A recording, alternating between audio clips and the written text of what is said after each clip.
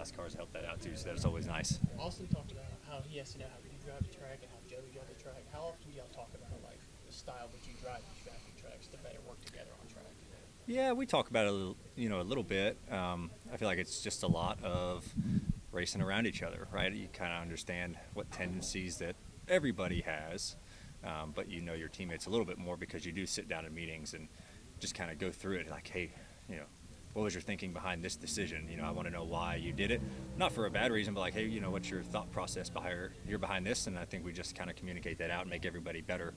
So yeah, you definitely, I know how Joey and Austin run these places really good. I'm getting to know Josh more and more at these places, just new to the program. But yeah, you learn that stuff pretty quick, and I feel like if all that information is shared between your teammates and stuff, it just helps you be on the same page a little bit easier, and that kind of makes the teamwork side flow a little bit more natural. Chase Elliott said you're so good here because you don't make stupid mistakes. How long did it take you to get to the point with drafting tracks that wasn't the case? I try not to make too stupid mistakes. I probably still make some, for sure. Everybody does at some point. Yeah, I think it just takes time to kind of figure it out. And I talked earlier this week about, I just try to be as patient as I can at these places and understand that I always try to keep my mind like, all right, I think I'm going to have another shot at this, right? And hey, maybe you don't get it, but that's just the way I've always done it. Try not to get too antsy and just try to be a little bit more patient. And usually most of the time something will develop to where you do have another shot at it. At least you hope so. But yeah, I think it takes a long time. I got to learn from a couple really good guys too, Brad and Joey, coming up around those guys, being their teammates at these places. I think they're two of the best that have ever done these deals, and I was able to watch a lot of guys too early in my career, like Denny and Dale Jr., who were fantastic, at these types of racetracks, and that's what I kind of learned from them, and then was able to apply your own little taste on it, I guess. I was going to ask you, how much better do you feel like you are being, I know you probably addressed this earlier in the week, but how much better are you at being able to put behind you what happened at Las Vegas, and do you feel like, this is a good place for you to come to rebound because you're so good at Talladega? Yeah, I try to tell myself, like, you can be upset about something, and, I allowed myself to be upset about Vegas until I woke up Monday morning, and, you kind of, be down about it, whatever, do what you got to do. But, like, when the new week comes and you open your eyes Monday morning, like, you're going to be fully focused on the next week. And I think all our guys on this team does that, which is good. And that just comes with time and experience and getting older. And unless you made, like, a serious mistake, then you have to really reflect on it and, like, how can I not make that mistake again? But if it's something like the Vegas thing, it's like, oh, just move past it.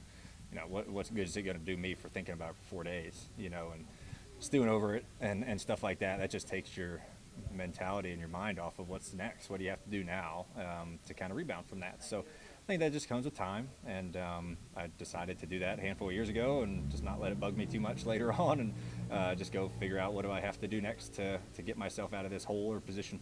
Would you consider yourself one of those guys that likes to come to Talladega and race? Some people are like, but I mean, you've had success and you race so well on the big tracks. Yeah, I mean, this place has been good to me and it's been bad to me. I mean, I think that's what these drafting style tracks are going to do to you a little bit. But I have always come with the mindset coming to Daytona or Talladega, Atlanta nowadays, of enjoying them. I'm going to enjoy this type of racing, and I've never understood the guys who go to a place, they're like, I hate it, and you're like, well, you're kind of behind the 8 ball, like your mentality is not in a good spot before the weekend, and I've just tried not to ever be that way.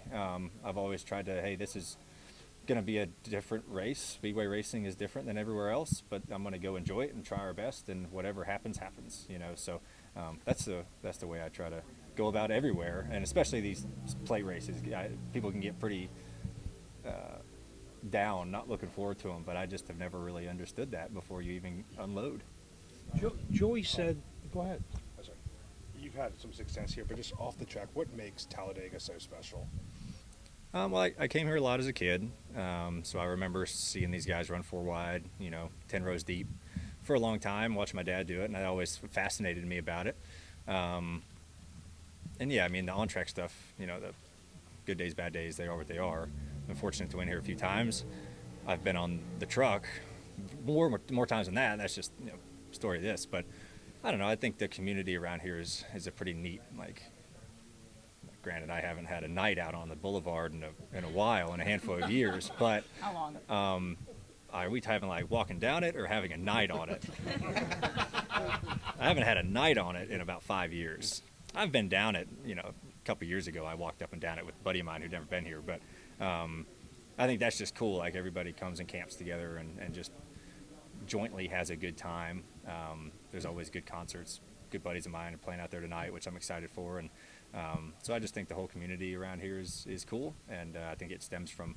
I went and walk around the boulevard when I was 6 years old, you know, but I just remember it was always a fun weekend for me and my whole family to come, and Dad always had good runs here too. Like in Tommy's car, he run third, top 5 a couple times, and you know, that was 2011, 2012, and I was, you know, a young adult then, but yeah, it's just always have been a unique place to me, and then the history behind this place, you know, of how they built it, why they built it, the short amount of time that they did build it, the anarchy when they built this place. No one wanted to come here, and then now it is what it is today, you know. So it was the first type of massive racetrack like this, super big and wide, and I just think it's got a lot of cool history to it. Ryan, how much of a debt do you feel like you have to make into the deficit, the point deficit, so Martinsville's not a must-win?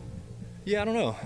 I mean, I don't think for me, standing here right now before the weekend gets going, that I'm in a must-win right now. I mean, some things can happen during the race. I could go have a big day, you know, short of winning, and maybe a couple guys don't have very good days, and it can flip. You know, I went to Vegas 6 up, and I'm 31 back, and it could be, I could make a lot of that up. You know, it just depends how the race goes. You never know, but kind of the mission is always like try to gather your stage points and try to put yourself in a spot to have a good run at the end of the day, and then you look at where you're at Martinsville, and then it kind of decides. And hell, it could be decided at the end of the first stage. If we have a bad first stage and other guys get big points, it might shift to a must-win type scenario today and next week. You just kind of have to see how the first part of the race plays out and go from there. Are you gonna get up there and sing with the Whiskey Myers guys tonight? No, I can't do that. I think I'm introducing them, and that's all I can do. Ryan, as someone who's gone to Phoenix twice in the championship floor, what has stood out to you about Phoenix Raceway and the city of and the area of Phoenix being the championship host the last couple years? Yeah, I like the area, and when we go out there in the spring and fall, it's gorgeous out there. And I couldn't go out there in August. Those people are nuts. 115, and I was talking to somebody last year. They were like, "Oh, we've had our 150th day of over 100 degrees or something for the year." I'm like, that's miserable. But I love the West Coast, especially in the fall.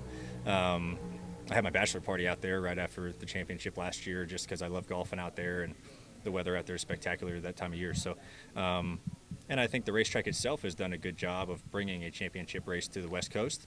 You know, it was at Atlanta, then it was at Homestead, and then it was at Phoenix. And I personally like, though, kind of the rotational thing that they want to do. I think that's correct. I think that should be done, whether it's every year or every 2 years, because you can kind of bring it to West Coast, Southeast. You know, if you decide to do it somewhere else in the Northeast, you know, middle of the country, something like that, you can do it.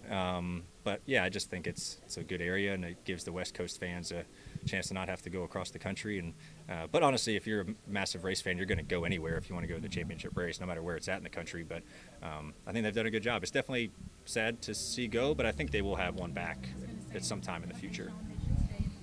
I think so. Yeah, I think you can rotate it. You know, Phoenix, Miami, you know, Kansas would make a good race.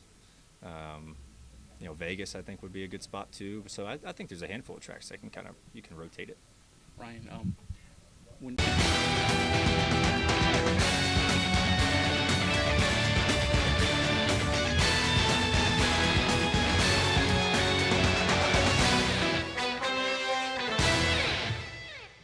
I'm Caleb Barnes with Frontstretch.com. Come back soon for more great racing videos, and if you like us, don't forget to hit the subscribe button.